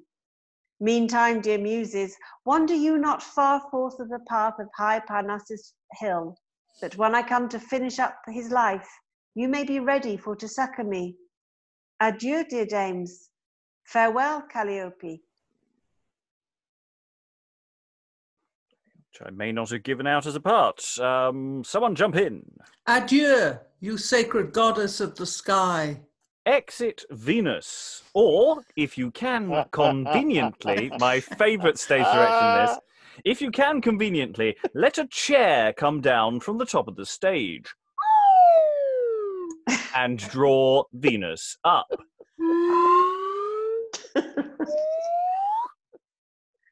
Well, loving sisters, since that she is gone, come let us haste unto Parnassus hill, as Cytherea did lately will. And someone else jump in. Haste her mind for to fulfill. Everyone exits playing on their instruments. And thus the play ends. And everyone lived happily ever after, except Belinus, who died. A few others. Faustus. Yeah. It's just a couple. Just a few. Yeah, it really does work. The Duke of Milan. Yeah, poor bugger. You know, I really felt for Belinus because he didn't do anything wrong. And he didn't even get like a big end. Yeah, he dies off. Died off stage. But dude, he's dead. Yeah. Was he needed to double something else? Yeah, maybe. Maybe. Yeah, maybe he was Crocon or somebody. I don't know. Yeah, Crocon, that vitally important character that he was. Supposing, going back to Amurack's dream, Yes. in it, he said that he wanted to marry his daughter to Alphonsus, which is why Fausta buggered off. Mm. Have I misremembered this? No, you're absolutely right. You're absolutely right. This is a comedy, right? Well, it is. It ends happily. It is now. Right? They all get married. Yeah. About that, because Alphonsus is like, oh, I've loved her for forever. It's like, didn't you only just meet her on the battlefield? Yeah, but it was a great fight. Oh, I've loved her for so long. Half an hour. And then he's like, oh no, I don't like her anymore. Well, she was nasty to me. Ah. I mean, just, you know, Said nasty things. she taunted me in most spiteful sort, and it's just, oh, grow up. Yeah, she taunted me. And it's his dad turns up and just gives him a slap and just go, oh, for God's sake, just ask her again. I'll do it for you. That's even better. Yeah. You know, And then how she- to talk to women, I'll do it. Yeah, and then she's like, oh well, you're gonna kill my dad if I don't say yes. So Great. yes. What do I do? What do I do? And it's the way Carinus' approach is just, then dainty down will stint these trickling tears. You know, cheer up, have a piece of chocolate. And it's the fact that if Iphigena is now, if you look at it, what they say, she's basically from the moment he said no, I reject you earlier, she's just in the corner, just crying constantly. I mean, that's what everyone's saying. You know, who's this crying over here? But look how beautiful she is while she cries. Yeah, Oh, that old cliche. yeah. Boy number 3B, isn't it? Yeah, it's you know, it's a real turnaround, but it's sort of not a turnaround because, as Helen was pointing out, Amurack wasn't. It's like that Amurack's last speech there, where he's going, "Oh, I would never give my daughter to him." It's like that last bit where the audience thinks, "Oh, maybe it's not going to end happily. Maybe he's going to get everyone killed," and he goes, no, right. And then Venus in the Yes. Go on. Venus in the very last prologue, epilogue rather. It's like even she can't be bothered anymore. It's like, okay, well that's that, and sorry muses, I got to go now because we're having a party. But you know, well done, good. We're all done now. Bye. It's like no one can be bothered with this story. I do wonder whether Venus's costume should have a stitched across the front, spoiler alert. Well, yeah, I mean, she does turn up like the some of the interjections in Hitchhiker's Guide to the Galaxy of just sort of going, now, during this scene, no one is going to get hurt, but so that there is some tension, someone is going to hurt their right elbow. We're not, however, going to tell you who that is. She just turns up and just, yeah, this is what's going to happen next. And Medea turns up as fairy godmother, and she does. She just sort of turns up and goes up to the prisoners and go, "Ooh, don't you be annoyed with your wife, Amurack. Oh, just do this. You shall go to the ball." There's just something about the sort of the inevitability, which obviously when Medea says, you know, the fate, this is all, look, if everything is planned out, everything is going to happen as it's going to happen. No one really has, like you were saying, any agency. And yet all the mortals, they take it so seriously. It's like, my choice is so important and I must make the right choice. But actually, it's kind of, it just it feels like if it is a comedy, it's a comedy for the gods. It's like, let's laugh at these silly mortals. You know, if you want to make gods laugh, tell them your plans or whatever. It's kind of feels a bit like that. Well, yeah. I mean, what if you're assuming that the other muses are occasionally going around and just making people act in slightly random ways, which would explain most of what happens. Yeah. They're just wandering around with a wand, just going and arsehole, and mice again.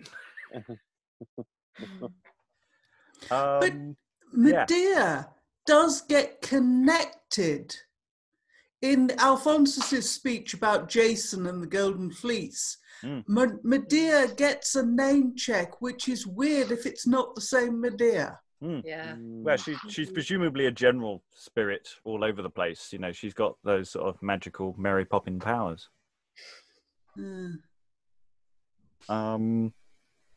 Yeah. So, what were the muses arguing about at the beginning? I still can't quite remember what it was about that opening argument. Wasn't it all Calliope's fault? Yeah, she was in a Yeah, miserable. she didn't want to play. No, Didn't the want to others play. were being mean to her. Oh. Yeah. And what she say at the end? Is this like Disney's Hercules? What's going on? Yeah, a bit. Yeah, you know, now Venus is gone. Let's go off and play. That's what she says at the end. So, I don't know. I mean, I can't say I haven't enjoyed this play, but I still haven't got a clue why anything's happening. Yeah. Gods.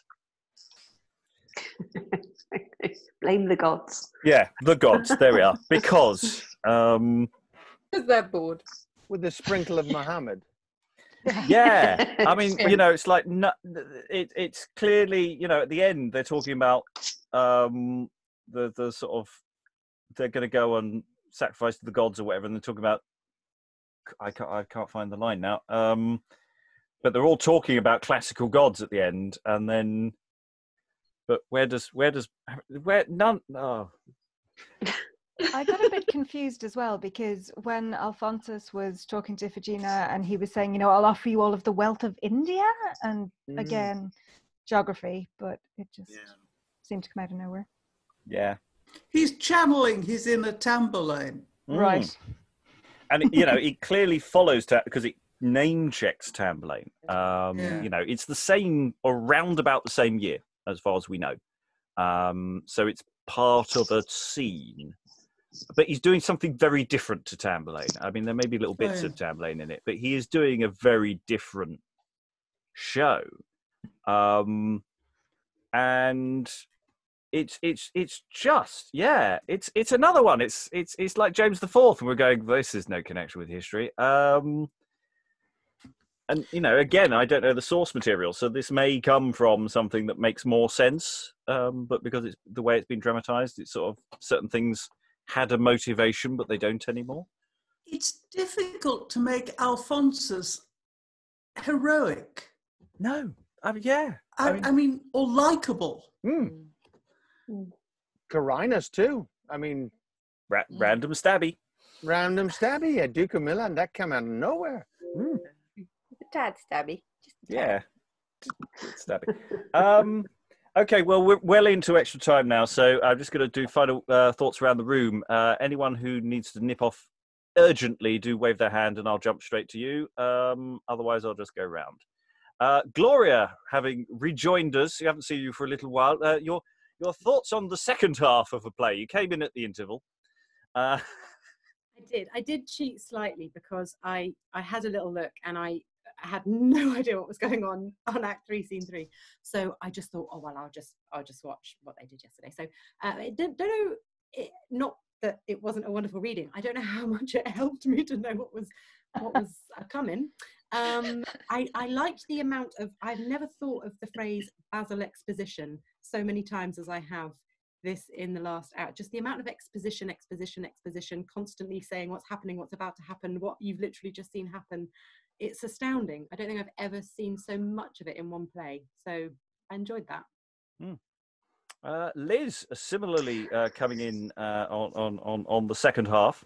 I wish I'd read the first bit, frankly. I did start, but then I couldn't read any more. So, I'm quite confused. Is it really supposed to be a comedy? Because I didn't, apart from that one line that I picked up. He doesn't seem to be a comedy in the sense of trying to get many laughs. It ends happily. That is as much of a comedy that it needs to be. Yes, yeah. It wouldn't be the other two that we did. I prefer by Robert Greene. I much prefer them to this. Yeah. Perhaps this is an early work. We don't know precisely. But it may have been earlier works than this that we don't have, or I don't quite know how his career functions. So that's an interesting thought. Pamela. I was just going to say it actually compounds the fact that I really like Greene, and everything is batshit and you've no idea where things are going to go or what to expect, and so at the end you don't even know how you've got there. I did enjoy though that Carinus came in at the very end and just completely took over. He hasn't been there for hours. He came in, stabbed a guy, left again, then comes in and tells everyone what to do. I was a bit like, oh, okay. Rude. But anyway. And he's someone who clearly doesn't have any interest in power, because at the very beginning he was just going, nah, I'm retired, it's fine. He can usurp as much as he likes. And so he's obviously got his head screwed on, apart from that one moment of stabbiness. Alan, final thoughts? I must admit, the feeling I'm getting about Greene with the other two we've done and with this, that actually the best description for what he puts together are entertainments. Rather than anything else, because there's an awful lot of scope for dumb show, dressy-uppy stuff he likes. There's not the same degree of travesty roles that we've had in two of his other pieces. But an awful lot of it seems to be more spectacle than anything else. Winching Venuses, etc. Yes. William, final thoughts? Well, I too, like Pamela, really like Robert Greene, and completely batshit, but good blank verse. I mean, all the way through, great blank verse.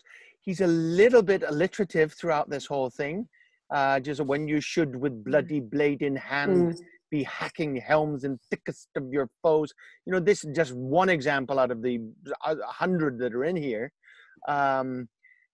There's another thing that I wanted to say was, in terms of the acting troupe had to hire in a trumpeter. There was no such thing as trumpeters that you had in the group.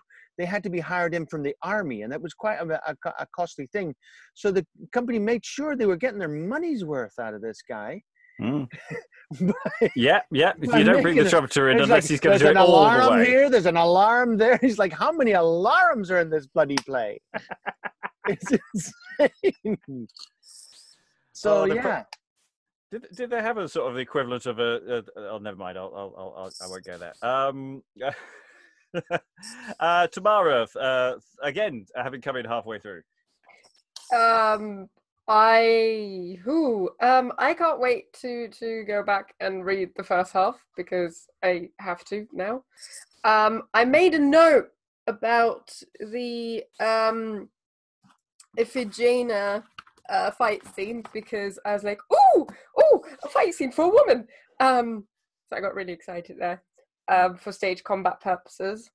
Oddly, it's still, with a lot of Greene plays, with the other ones we've read, I feel like there's this weird, the stabby McStabbiness he has sometimes. It's really kind of Game of Thrones, Vikings, Tarantino, almost, because it's so undead. It's just a random thought I had. There's something about that I think if you do it on stage will come out in a different way than when we read it, obviously. But it's I too have made a massive note of that two-hander with the sword fighty scene. Actually their whole relationship very late in the play is something that's almost removable to put in a live show at some future date, because I really do quite like some of that material. Victoria, new to the group, getting a sense of what's going on by being thrown in the deep end second half, halfway through a play. I'm really glad I read the first half this morning before coming on. I don't know his other plays at all. So yes, it was handy to have the backstory before getting into the second half. it's a bit bonkers.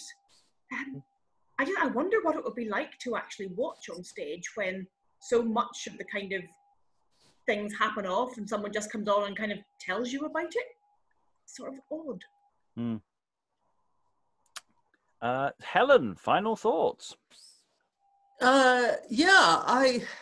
It's very green. I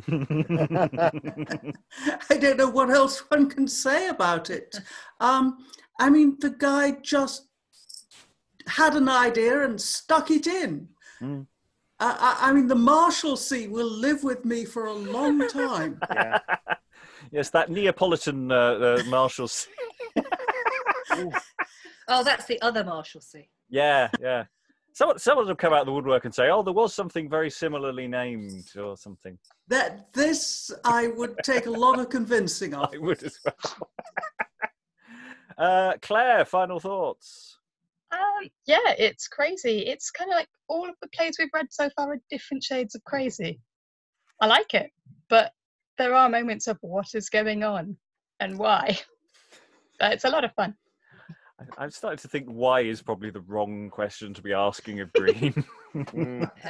Sarah, final thoughts? Any T-shirt lines?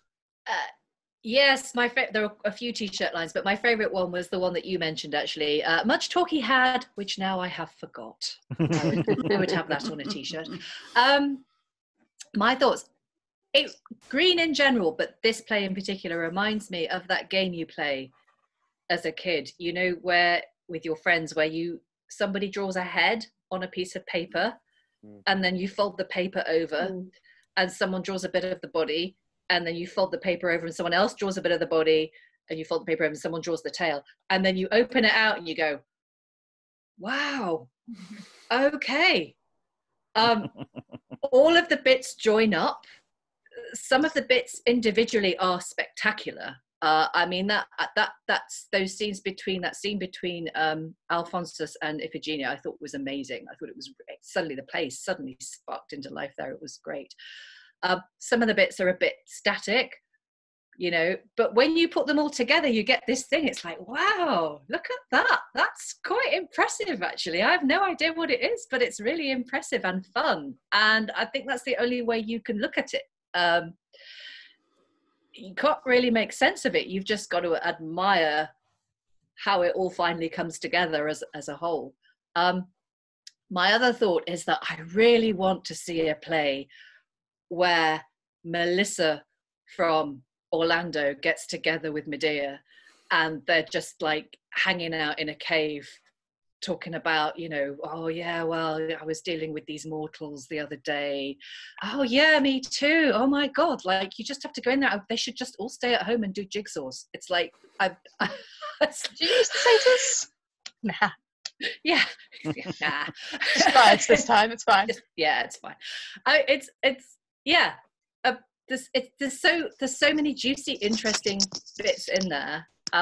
They don't always make sense the way they're linked together, but as a whole it's just so colorful and, like Alan said, entertaining. Yeah, I want to really follow up on Alan's point there. Is in terms of thinking about this as a production, thinking of saying you'd want to put on stage in the future, is that actually the kind of tableau dumb show material that you might put in between some of these scenes, one or two of these scenes seem to need something to happen in between them because they sort of flow from into each other but don't quite seem to flow into each other. Like there's something odd there. Just to fill in some of those details, like Belinus dying, you know, I kind of want to see that, or at least flag, you know, some even before the messenger points it out, and just things like that, just to tie that together. And also just looking at some of the bits which feel very long in the play, in the middle of it, you know, that whole bit in Turkey that is quite random, and you know, how do you make that flow? Because it does feel like that's a very weird aside from the beginning and the end of the play feel very together and connected, and then you have this sort of very odd middle eight that I don't quite understand, but it's still great. It's just weird. And the very final thing is to say that we most certainly are beyond halfway through the canon or the extended canon of Greene, depending on how you look at it. We have got Friar Bacon and Friar Bungay, which is definitely Greene to go. We've got Looking Glass of London and England, which is a joint play with Greene and Lodge, off the top of my head. Could be wrong.